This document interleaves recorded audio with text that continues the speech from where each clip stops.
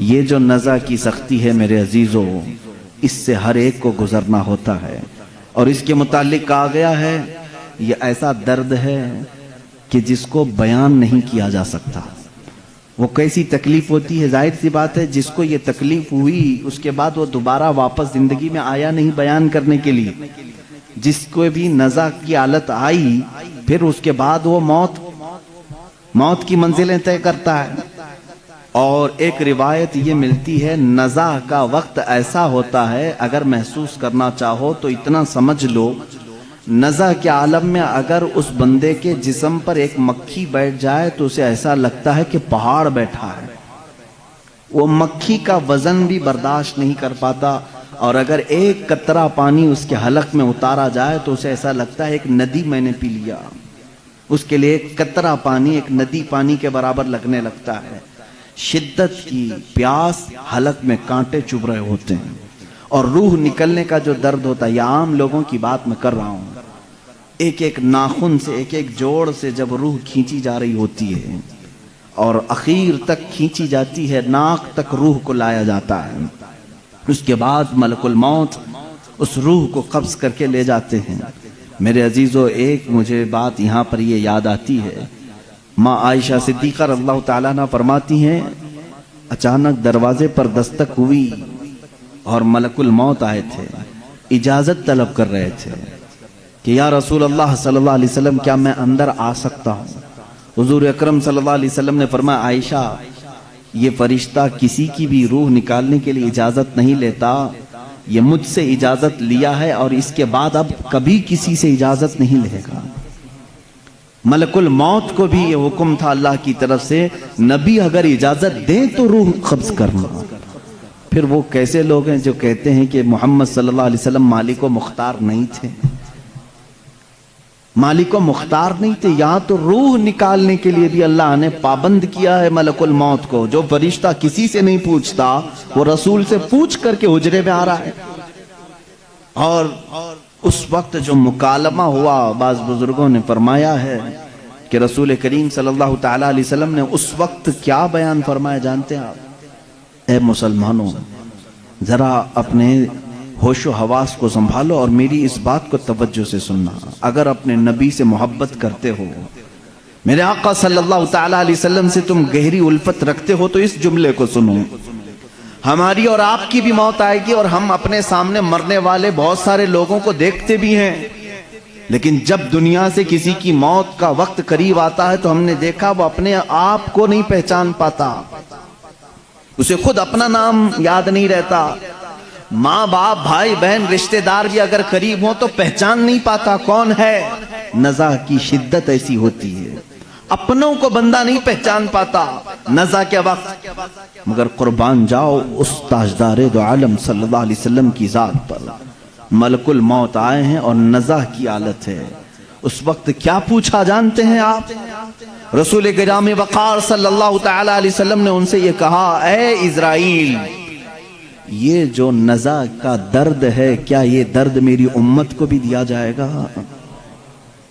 کیا اس درد سے میری امت کو بھی گزارا جائے گا؟ اندازہ کرو میرے عزیز ہو، اسی لیے ہمارے امام نے یہ کہا، جو نہ بھولا ہم غریبوں کو رضا، جو نہ بھولا ہم غریبوں کو رضا، یاد اس کی اپنی عادت کیجیے۔ ہم غریبوں کے آقا پہ بے حد درود، ہم فقیروں کی ثروت پہ لاکھوں سلام۔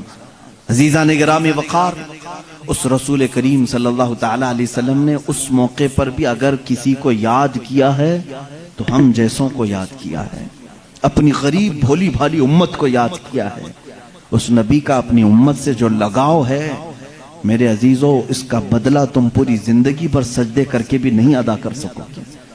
وہ رسول گرامی وقار صلی اللہ تعالیٰ علیہ وسلم ہیں جو ہمارے درد کا اور ہمارے غموں کا احساس رکھتے تھے۔ باقی یہ دنیا جھوٹی ہے جو تمہیں کہتی ہم تمہارے مددگار ہیں، ہم تمہارے آسرا اور سہارا بنتے ہیں، یہ سب جھوٹ بولتے ہیں۔ اے امت کے غیور بندو، نوجوانوں، تمہارا آسرا، تمہارا سہارا، تمہارا مددگار حقیقت میں کوئی نہیں، سب دکھاوے کرتے ہیں۔ حقیقت میں اگر تمہارے غموں کا کوئی مداوع کر سکتا ہے تو وہ تاجدار مدینہ کی ذات ہے صلی اللہ تعالی علیہ وسلم۔ میں جو بات کرنے جا رہا ہوں وہ یہ ہے کہ ام المومنین عائشہ صدیقہ رضی اللہ تعالیٰ عنہ فرماتے ہیں اسی حالت میں ان کے زانوں پر سر رکھ کر کے میرے آقا صلی اللہ علیہ وسلم لیٹے تھے، ملک الموت اسرائیل علیہ السلام نے آپ کی روح پاک کو نہایت ہی ادب و احترام کے ساتھ نکالا اور اپنے رب ذوالجلال کی بارگاہ میں لے کر چل پڑے۔ اللہ کے حبیب صلی اللہ تعالی علیہ وسلم پاکیزگی کی حالت میں تھے، رات کا وقت تھا اگرچہ، لیکن چہرہ اسی طرح چاند کی طرح روشن تھا۔ سب سے پہلے حجرے میں داخل ہونے والے سیدنا ابو بکر صدیق رضی اللہ تعالیٰ عنہ، حضرت ابو بکر صدیق رضی اللہ تعالیٰ عنہ تشریف لائے، حضور صلی اللہ تعالیٰ علیہ وسلم کو دیکھا، پیشانی مبارکہ نہایت ہی ٹھنڈی تھی۔ آپ نے میرے آقا صلی اللہ علیہ وسلم کے ماتھے کا بوسہ لیا اور کہا اے اللہ کے نبی، جو موت آنی تھی وہ آ گئی، اب اس کے بعد موت کا درد دوبارہ اللہ کبھی آپ کو نہیں دے گا، کبھی دوسری موت آپ پر نہیں آئے گی۔ اس کا مطلب یہ ہے کہ صدیق اکبر کا یہ عقیدہ تھا کہ ایک موت کے بعد میرا نبی اب ہمیشہ کے لیے زندہ ہو گیا ہے، جو موت آنی تھی وہ آ گئی۔ اللہ کے حبیب صلی اللہ علیہ وسلم اس کے بعد برزخی زندگی میں زندہ ہو چکے۔ اب جو معاملات تھے، یہ پیر کا دن تھا، پیر کا دن گزر کر رات آئی تھی۔ اب جیسے ہی باہر آ کر کے اعلان ہوا، مسجد نبوی میں صحابہ کھچا کھچ بھرے ہوئے تھے۔ وہ اس لیے نہیں کہ موت کی خبر سننی ہے، بلکہ ہمہ وقت چہرے رسول کی زیارت کے لیے بیٹھے رہتے تھے کہ دروازہ کھلے گا، پردہ ہٹے گا، ہم نبی مکرم صلی اللہ علیہ وسلم کے چہرے کو ایک بار دیکھیں گے۔ وہ صحابہ رات بھر اس حجرے کی طرف دیکھتے رہتے تھے۔ صبح کی اذان ہو جاتی تھی، صبح سے جو بیٹھتے ظہر تک پڑھتے ہوئے رہتے تھے کہ چہرہ انور کی زیارت جس کو وہ عبادت سمجھتے تھے۔ لیکن آج دروازہ کھلا اور صدیق اکبر رضی اللہ تعالیٰ عنہ جیسے ہی آ کر یہ اعلان فرماتے ہیں، گویا کہ صحابہ کے جسموں پر بجلی گر گئی، وہ جہاں تھے وہیں ساکت و جامد رہ گئے۔ ایسی پوزیشن کی تاریخ میں لکھی گئی ہے، مدینے والوں پر ایسی کبھی آفت نہیں آئی جس طرح وفات رسول کی غم کی خبر ان پر آئی تھی۔ صحابہ جہاں تھے وہیں کھڑے رہ گئے، کسی کو کچھ سمجھ میں نہیں آتا۔ حضرت عثمان غنی رضی اللہ تعالیٰ عنہ کا حال یہ تھا کہ وہ زمین پر ایسے بیٹھے رہ گئے کہ کوئی ان کو ہلاتا تو بھی نہیں ہلتے تھے، کبھی ان کو کوئی اٹھاتا تو نہیں اٹھتے تھے۔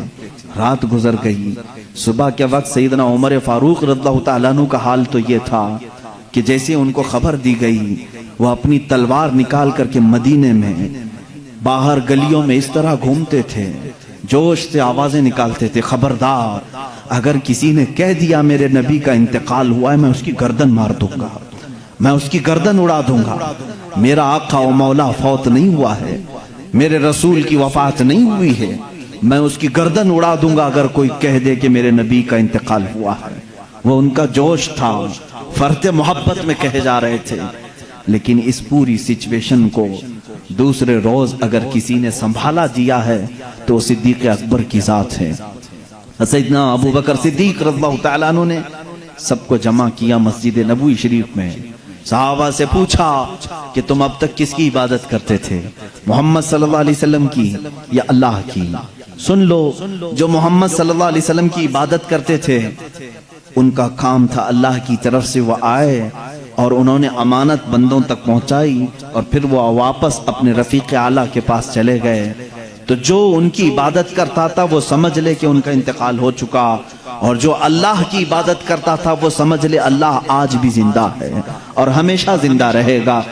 اور آیت کریمہ انہوں نے تلاوت کی، وما محمد الا رسول قد خلت من قبلہ الرسل افئن مات اور یہاں سے کہتے ہیں اللہ تعالیٰ کی آیت پڑھ کر کے او قتل انقلبتم علی اعقابکم، اللہ نے فرمایا محمد صلی اللہ علیہ وسلم اللہ کے ایک رسول ہیں، ان سے پہلے بھی رسول آئے اور چلے گئے، اگر اس رسول کی وفات کے بعد کوئی منہ پھیر لیا، دین چھوڑ دیا، اللہ فرماتا فَلَن يَضُرَّ اللَّهَ، تو اس نے اللہ کا کچھ نہیں بگاڑا، اللہ کا کچھ بھی نقصان نہیں ہوگا، جو کچھ بھی بگڑے گا وہ تمہارا خود کا بگڑے گا۔ رسول کے بعد کوئی بھی منہ نہ پھیرے اس شریعت سے، کوئی اس راستے سے، اس اسلام سے ہٹے نہ۔ یہ صدیق اکبر رضی اللہ تعالیٰ عنہ کا خطبہ تھا، اسی خطبے سے آج تک اسلام زندہ ہے میرے عزیزو۔ اسی لیے اسلام شخصیتوں سے نہیں چلتا ہے۔ آج میں تمہارے سامنے بیٹھا ہوں، اس مسجد کا مصلی میری ذات سے وابستہ نہیں ہے۔ مجھ جیسے ہزار امام آئیں گے، ہزار مقرر آئیں گے، ہزار علماء آئیں گے، لیکن دین پھلتا ہے، پھولتا ہے۔ رب تعالیٰ اس شجر کو صبح قیامت تک قائم و دائم رکھے گا۔ اس چراغ کو ہزاروں پھونکنے والے بھی آئیں گے، مگر اللہ اس چراغ کے نور کو صبح قیامت تک زندہ رکھے گا، اس لیے کہ اس اسلام کی پوری ذات کو اللہ رب العزت نے کسی ایک شخص سے نہیں رکھا، بلکہ اس کی حفاظت خود اللہ نے اپنے ذمہ کرم پر رکھی ہے۔